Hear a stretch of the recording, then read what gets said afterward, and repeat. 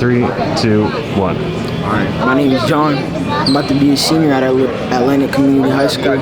Today we're going on a jet for the first time. I'm kind of nervous. And we're going to Washington, D.C. Hey, what's up, bro? You wanna sit? Or you can sit right there. Yeah, you sure? You wanna take a picture with him?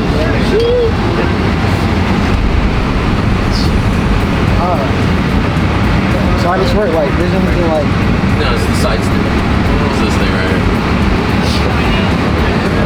here. You wanna take a seat?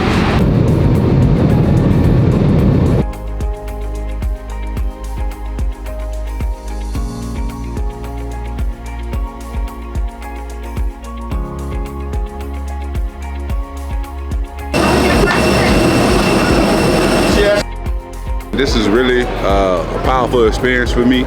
Something I always dreamed about, like exposing our kids to different opportunity outside of their normal environment. Being here in DC with a group of kids who deserve this is like a cherry on top, but really exposing them to a lot of history, connecting them to a lot of things that they've probably seen in the movies.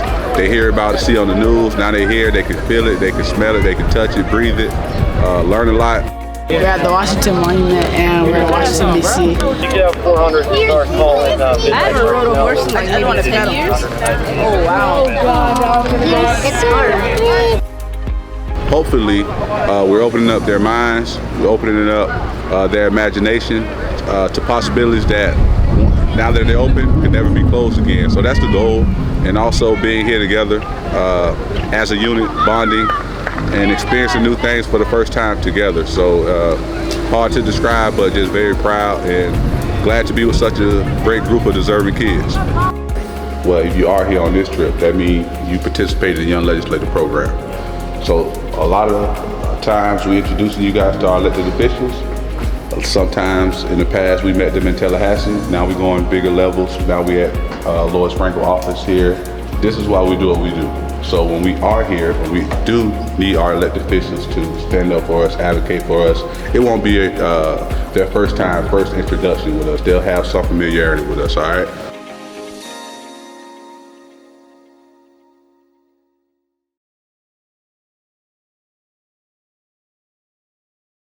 Hi, my name is Kayla. I'm in 12th grade and I go to Atlantic, and right now we're at the African American History and Culture Museum.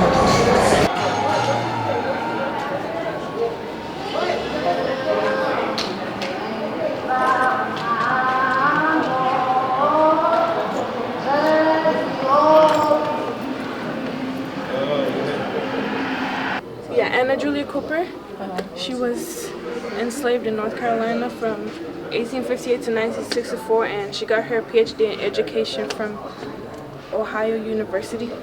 And she wrote a book called A Voice from the South, which expressed her feelings about women and that they should get equal rights. Africans could tip the scales of war and therefore could not be ignored.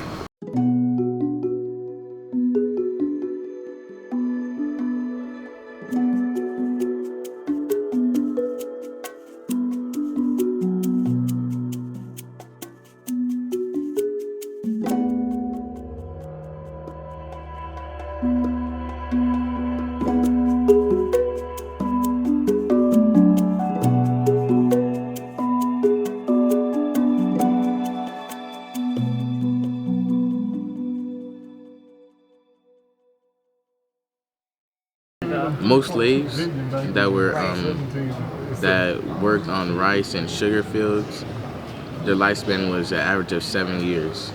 So once they come off the boat, once they're sold, they only live for 7 years, or about 7 years. And also what was very interesting to me was that Thomas Jefferson, in school we were always told good things about him. Even though in the back of my mind I knew he owned slaves, but his own kids were slaves. He enslaved his own kids, his wife, his family. So that just showed that he just really didn't care, and he only cared about wealth. Really, that's what the history exhibit was saying. It doesn't matter what color we are. We always need to get treated the same way as everybody else needs to be treated. And what she really inspires me is that she sat in the white people's seats, and she never moved and nobody push her off until somebody take her off the bus. That's what's my favorite thing about Rosa Parks. It was very, I would say, informational, because we got to learn things that they don't teach us in history class, and also we got to like see things that are still relatable to this day, even though it was way back when. It was really eye-opening. There's a quote from W.E. Du Bois saying, we return from fighting, we return fighting, and we right now are still fighting. President Andrew Johnson appointed U.S. Army officer Oliver Otis Howard, 1830 to 1909, as a commissioner of Freedmen's Bureau in 1865. Howard, a staunch supporter of African American education, co-founded Howard University in Washington, D.C. in 1867. He used Freedmen's Bureau's funds to purchase land and construct several campus buildings.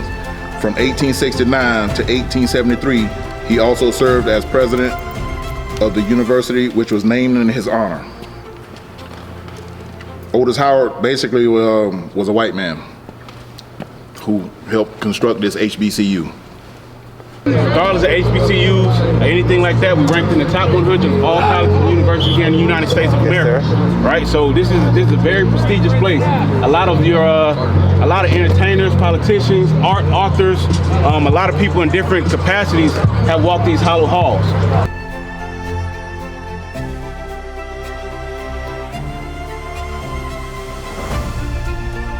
Our alumni, again, they're very involved in assisting our students in any form of networking, assisting with classes and so forth.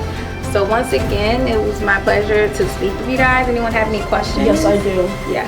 Tell me more about this theater program.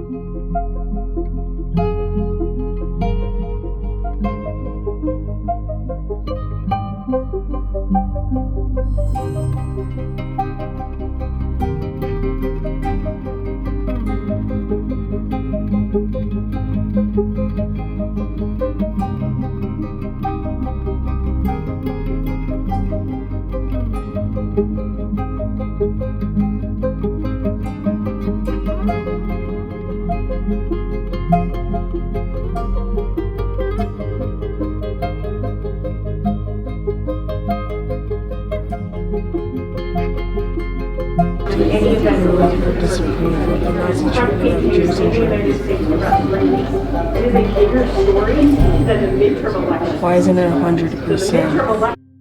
I learned about the Rohingya people when they had an attack in Burma, and some kids got taken away from their families, some mothers found different babies, and how everybody got killed. And it was my first time learning something like this. If you had a disability, or if you were openly gay, or blind, had trouble hearing, that you were not allowed to come into America.